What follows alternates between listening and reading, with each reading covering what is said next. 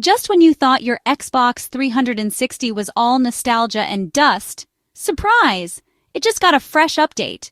So here's the scoop. Microsoft dropped a new dashboard update for the Xbox 360 around June 24th, 2025. Yep, that's right. Almost a decade after production stopped, and a year since the Xbox 360 store closed, we're suddenly getting fixes. The main change? That super annoying bug where your game images looked like stretched out memes. Finally fixed. No more cursed thumbnails every time you scroll through your library.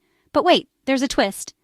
Now you'll spot shiny new ads for the Xbox Series XS consoles right on your dashboard. Some folks are cool with it, happy their console isn't totally forgotten. Others, not so much. Let's just say the QR codes are getting some side-eye. Overall, it's weird, unexpected, and kind of awesome to see the 360 still getting some love. What do you think? Nostalgic win or just more ads? Let us know in the comments.